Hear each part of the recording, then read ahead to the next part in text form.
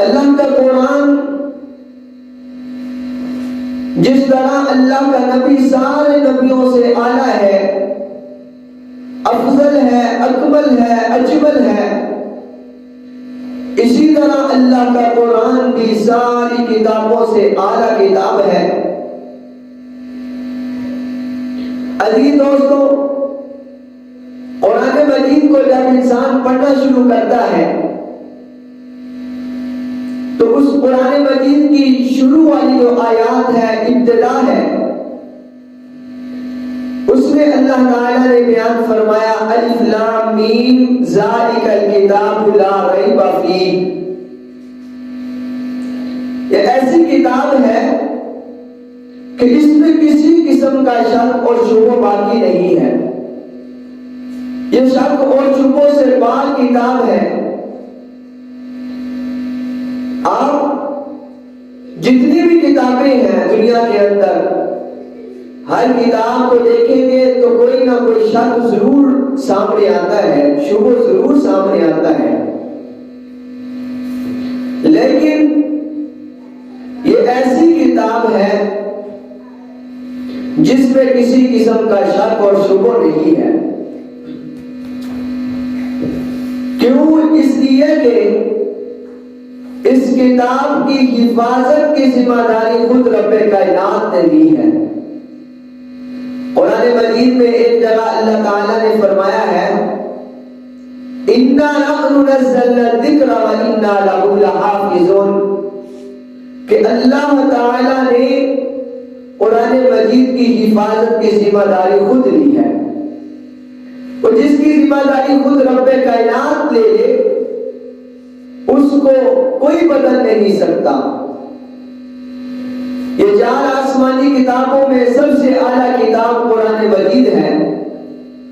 اللہ کے نبی صلی اللہ علیہ وسلم غار حرا میں موجود تھے، آپ صلی اللہ علیہ وسلم وہاں پر عبادت کیا کرتے تھے، تو آپ صلی اللہ علیہ وسلم پر وہاں پر جو قرآن مجید کی سب سے پہلی آیات کا نزول ہوا تو وہ غار حرا میں ہوا ہے۔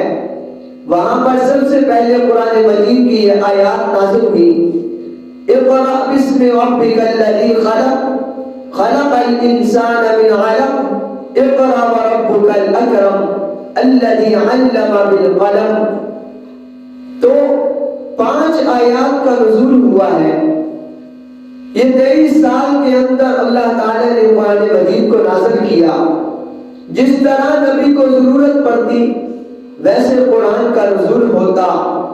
آپ باقی کتابوں کو ان کی نازل ہونے کی ترتیب دیکھیں گے تو وہ کتاب ہمیں یوں نظر آتی ہے کہ جس طرح نبی کو ضرورت پڑی جب پڑی ہے تو اللہ نے جس نبی پر کتاب کا نزول کرنا تھا، حضرت موسیٰ علیہ السلام پر اگر کتاب نازل کرنی تھی تو اللہ نے فرمایا موسیٰ آپ فلاں پہاڑ پہ آ جاؤ، وہاں پر آپ کو کتاب دی جائے گی۔ حضرت موسیٰ علیہ السلام پہاڑ پر گئے تو اللہ نے پوری کی پوری کتاب کا نزول کر دیا۔ جس وقت پوری کتاب نازل ہو گئی، اب اس کے بعد اللہ تعالیٰ نے کتاب کی ضرورت نہ رہی، اس کتاب کو نبی علیہ السلام حضرت موسیٰ علیہ السلام لے کر اپنی قوم کے سامنے پہنچے۔ اسی طرح جب زبور حضرت داؤد علیہ السلام کو کتاب کی ضرورت پڑی تو اللہ تعالیٰ نے فرمایا داؤد آپ اپنی عبادت خانے میں چلے جاؤ۔ حضرت داؤد علیہ السلام اپنے عبادت خانے میں گئے تو اللہ نے وہاں پر کتاب کا نزول کیا ہے۔ حضرت عیسیٰ علیہ السلام کو کتاب کی ضرورت پڑی، اللہ نے فرمایا اے عیسیٰ، اے میرے پیارے نبی آپ اپنی عبادت خانے میں چلے جاؤ۔ حضرت عیسیٰ علیہ السلام عبادت خانے میں چلے گئے، اللہ نے پوری کتاب کا نزول کر دیا۔ لیکن جب میرے اور آپ کے پیارے نبی حضرت محمد رسول اللہ صلی اللہ علیہ وسلم کو کتاب کی ضرورت پڑتی ہے تو جہاں میرا نبی ہوتا ہے وہاں پر کتاب آتی ہے۔ اگر حضور علیہ السلام غزوہ بدر میں تھے تو کتاب غزوہ بدر میں آتی ہے، حضور علیہ السلام غزوہ احد میں ہے تو حضور علیہ السلام غزوہ خیبر میں ہے تو قرآن کا نزول غزوہ خیبر میں ہوتا ہے. حضور علیہ السلام اگر شہر میں ہے تو وہاں پر نبی کو کتاب کی ضرورت پڑی, اللہ نے وہاں قرآن کا نزول کر دیا. اگر نبی علیہ السلام جنگل میں ہے, قرآن کی وہاں ضرورت پڑتی ہے تو اللہ نے وہاں قرآن کو نازل کر دیا. جہاں میرا نبی ہے وہاں قرآن ہے. حتیٰ کہ اگر میرا نبی علیہ السلام اما عائشہ کے بستر پر ہے وہاں قرآن کی ضرورت پڑتی ہے تو اللہ وہاں بھی قرآن کا نزول کر دیتا ہے. جہاں میرا نبی ہے وہاں پر قرآن ہے. یہ اعزاز قرآن کا بھی ہے اور یہ اعزاز میرے نبی کا بھی ہے. تو یہ اتنی اعلیٰ کتاب اللہ نے کسی اور امت کو نہیں دی. اگر دین ہے تو اللہ نے اس امت کو عطا کی آخری نبی حضرت محمد رسول اللہ صلی اللہ علیہ وسلم کو. اور اللہ نے اس امانت کو بھیجنے کے لیے پہلے آسمان سے کہا کہ میں آپ کے اوپر ایک ایسی امانت بھیجنے والا ہوں. آسمان نے انکار کر دیا, کہا اللہ ایسی امانت میں اس کا بوجھ نہیں اٹھا سکتا. تو اللہ تعالیٰ نے زمین پر پیش کیا, زمین نے بھی انکار کر دیا. تو قرآن مجید میں آتا ہے اللہ نے اس امانت کو انسان پر پیش کیا تو انسان نے اس امانت کے بوجھ کو اٹھا لیا. اب اعتراض ہے کہ آسمان نے نہیں اٹھایا, زمین نے نہیں اٹھایا, بالآخر انسان نے کیسے اٹھا لیا اس کے بوجھ کو؟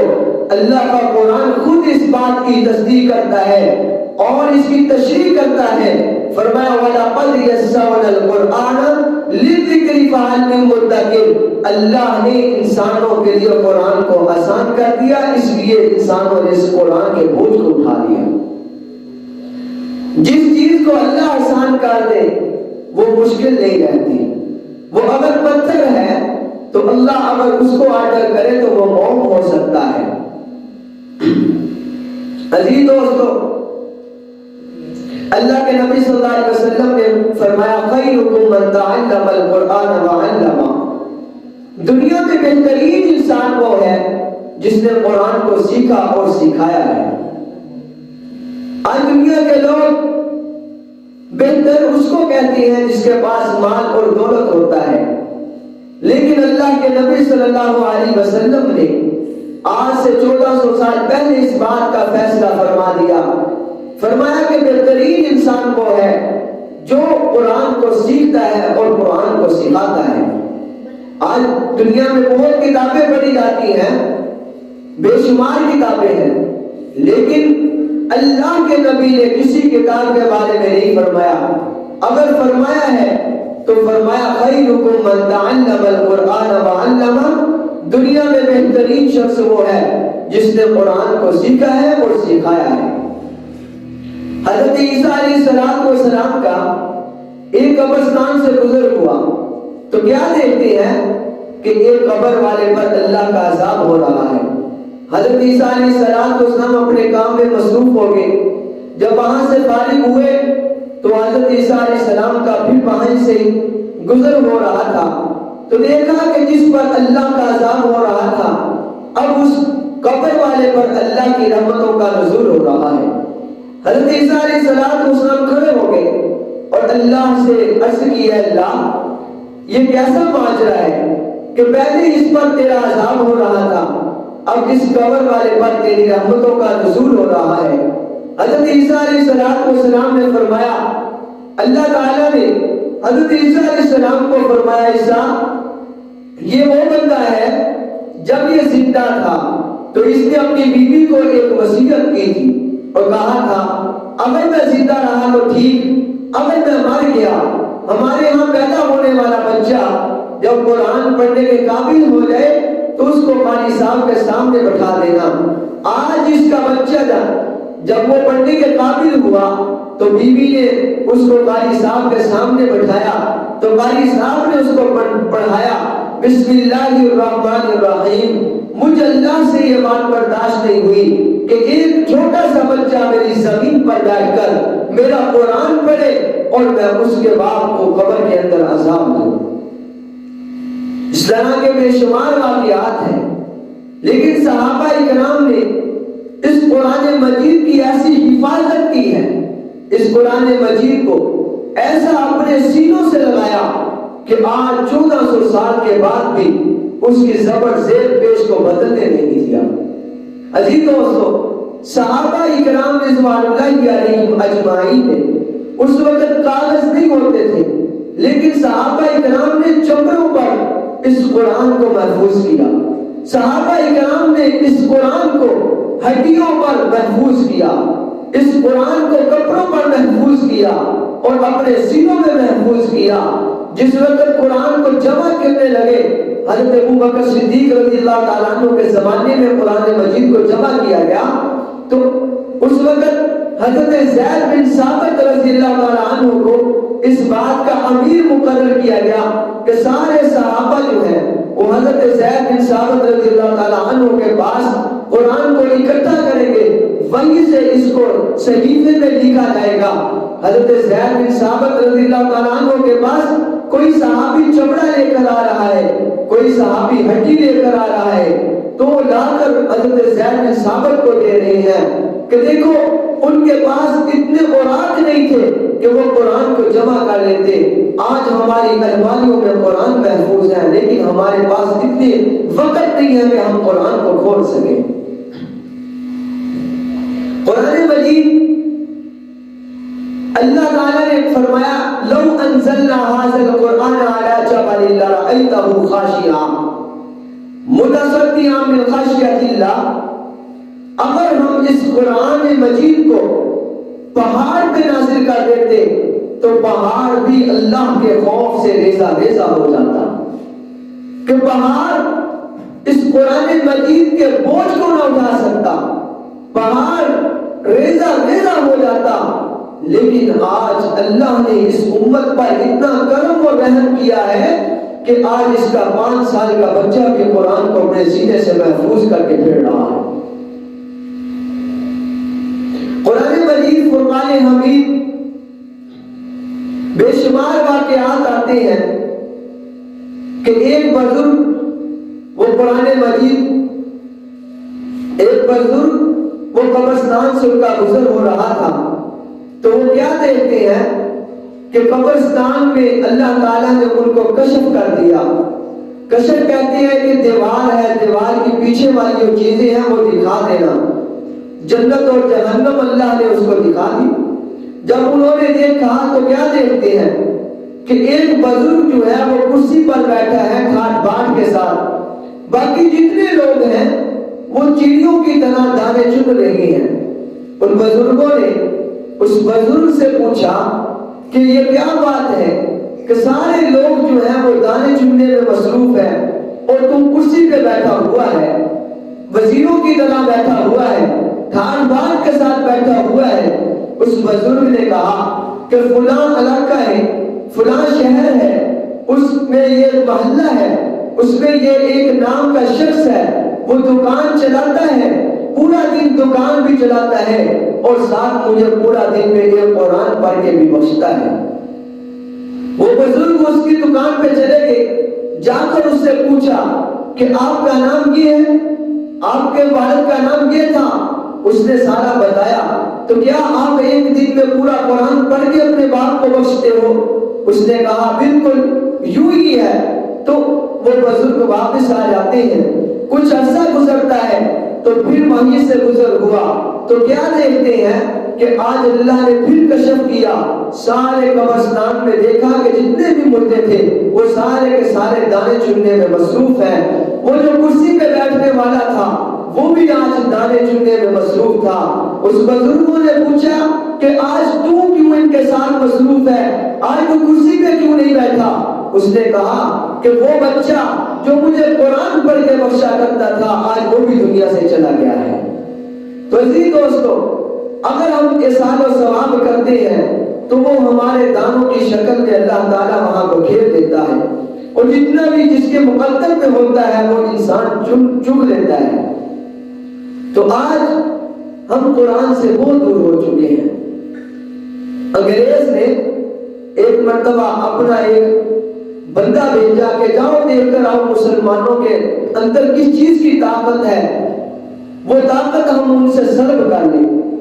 وہ آتا ہے، ریسرچ کرتا ہے، دنیا میں گھوم کر اس نے اس بات کی ریسرچ کی، کرنے کے بعد اس کا ایک فیصلہ نتیجہ نکالا۔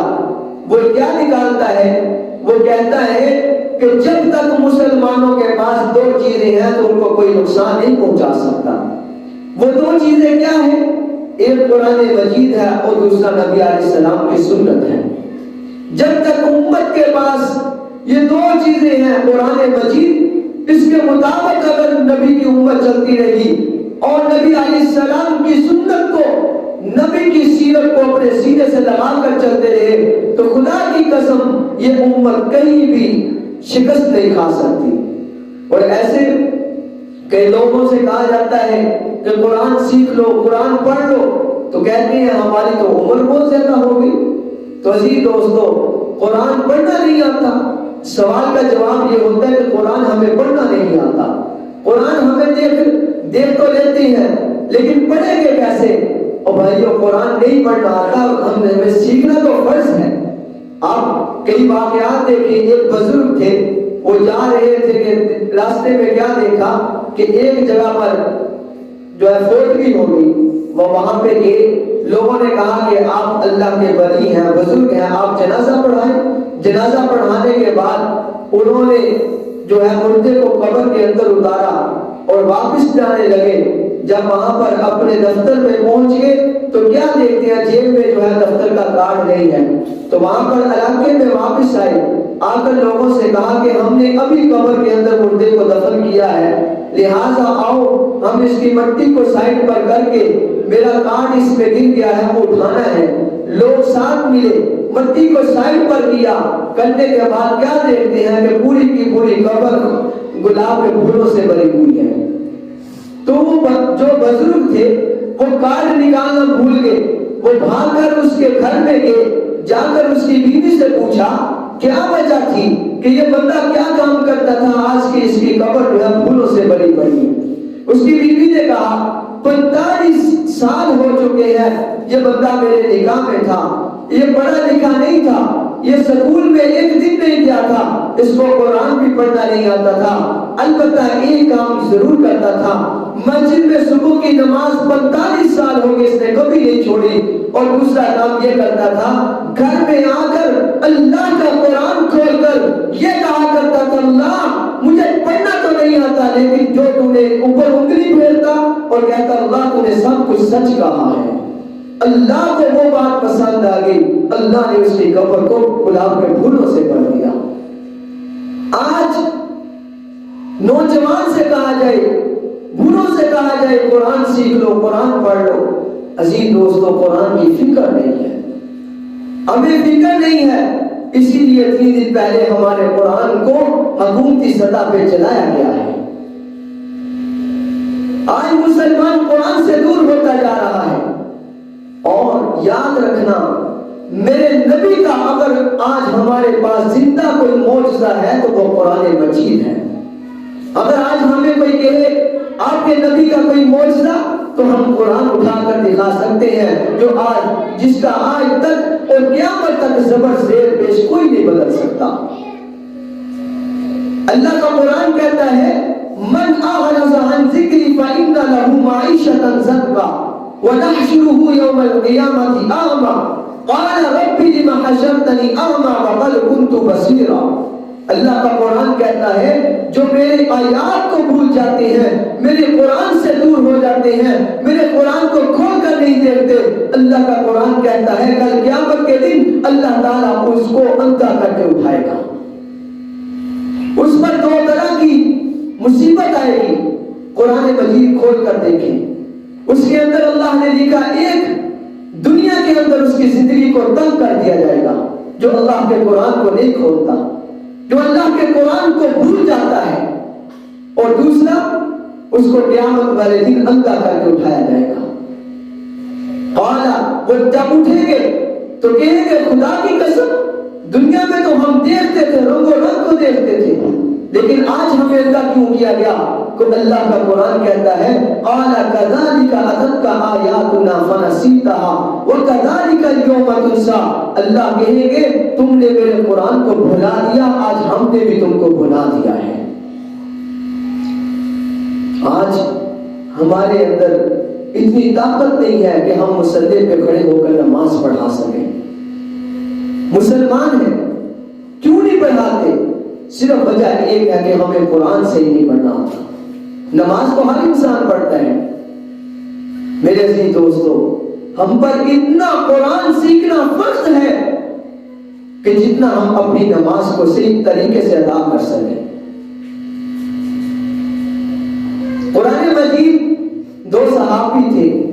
ایک آپ صلی اللہ علیہ وسلم ایک جگہ پر پڑاؤ ڈالا، جنگ کے دوران آپ صلی اللہ علیہ وسلم نے میدان میں، تو آپ صلی اللہ علیہ وسلم نے وہاں پر صحابہ سے کہا کہ اس لشکر کی حفاظت کے لیے رات کو کون جاگے گا؟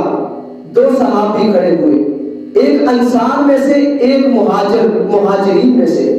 تو دونوں نے کہا کہ ہم رات کو پہرا دیں گے، آپ سو جائیں. صحابہ بھی سو گئے، حضور بھی آرام فرمائیں. ان دونوں نے آپس میں طے کیا کہ انصار صحابی جو تھے انہوں نے کہا کہ میں پہلے پہرا دوں گا، مہاجر سے کہا آپ سو جائیں. مہاجر جو صحابی تھی وہ سو گئے. اب انہوں نے پہلے کے دوران نماز نیند لی اور نفل نماز شروع کر دی، اللہ کا قرآن پڑھنا شروع کر دیا. تو جو دشمن تھا اس کو پتا چل گیا کہ ایک بندہ کھڑا ہے، باقی سوئے ہوئے ہیں، یہ پہلے دار ہوگا. انہوں نے تیر چلانے شروع کر دیے. اب ان کو تیر لگتے گئے تو انہوں نے اپنی نماز کو نہیں توڑا.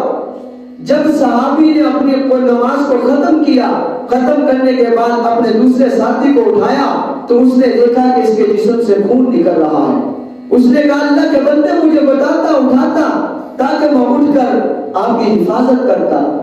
تو لیکن انہوں نے کہا کہ میں نے نماز کے دوران سورۃ الکہف شروع کر رکھی تھی تو میرا دل اس بات کو تسلیم نہیں کر رہا تھا کہ میں سورۃ الکہف کو ختم کرنے سے پہلے اپنی نماز کو ختم کر لوں.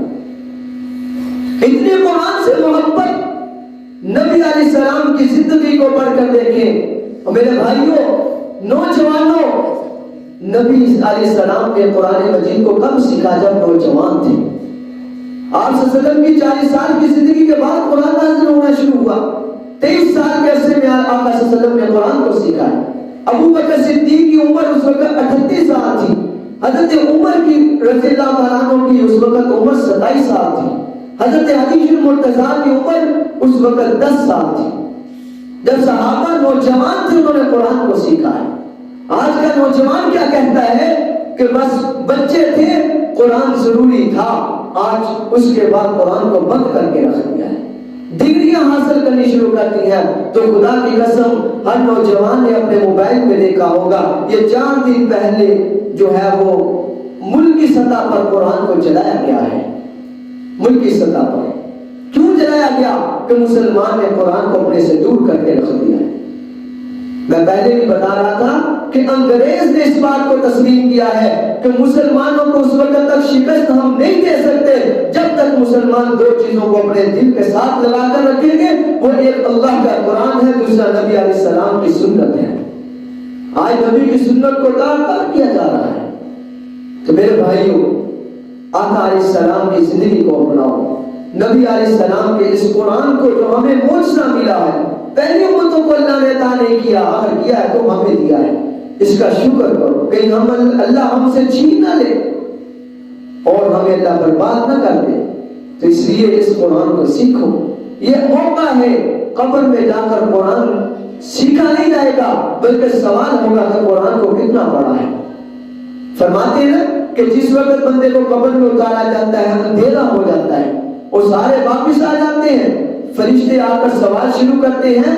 تو جس نے قرآن کو سینے سے لگایا ہوتا ہے تو قرآن آ کر سامنے خوبصورت حسین شکل میں کھڑا ہو جاتا ہے.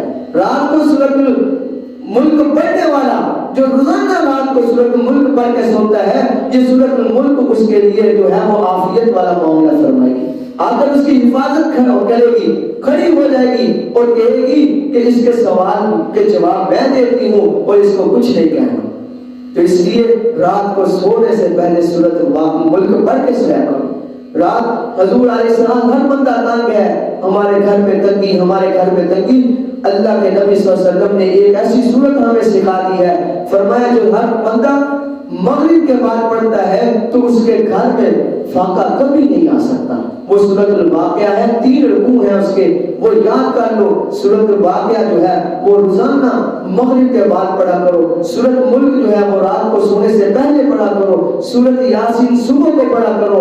جو بندہ سورۃ یاسین صبح کو پڑھ لیتا ہے پورے دن کے کام میں اللہ تعالیٰ اس کی مدد فرماتا ہے. اللہ تعالیٰ ہمیں عمل کرنے کی توفیق عطا فرمائے. وآخر دعوانا